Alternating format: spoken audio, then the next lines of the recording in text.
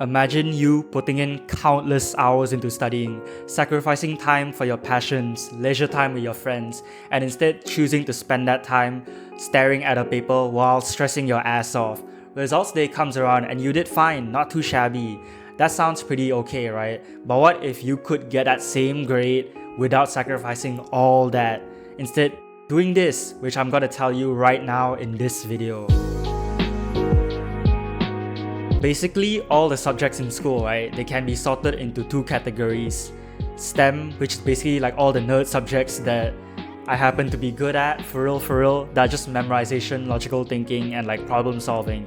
And then languages. Every single subject in school, other than like film or dance, I don't know.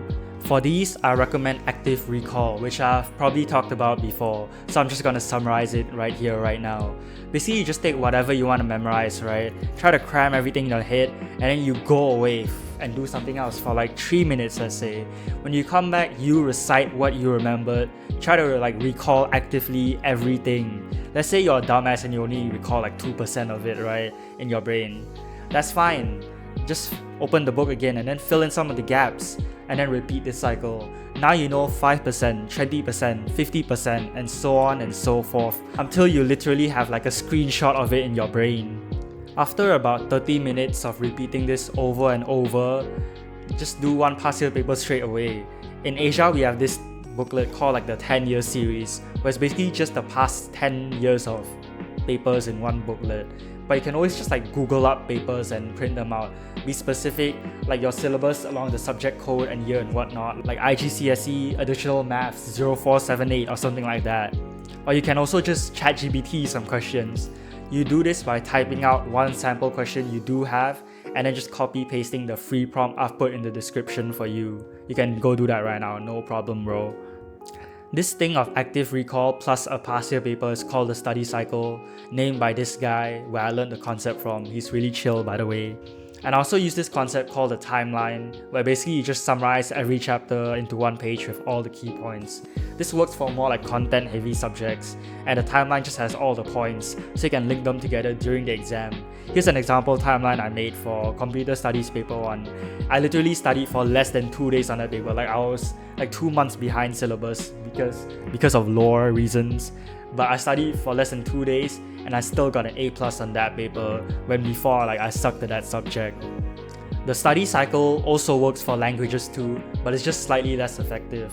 Because in languages, you can't just get away with like memorizing formulas and stuff. The difficulty in languages is not that like you have to remember, is that there are infinite things, you know, there are infinite possibilities, whereas math is just like 1 + 1 = 2 and there's no other correct answer for 1 + 1, you know. The difficulty in like languages comes from there's infinite stuff to talk about. It's a different type of hard basically. And like you can still do the past year papers and practice what they're gonna test you in, you know, but really if you want to improve, especially in like foreign languages, you need to talk to people who are proficient in that language. This can be like your family, a close friend, or coach if you're like rich or something. Like damn, this would be a good time for a sponsor right now, but I guess not.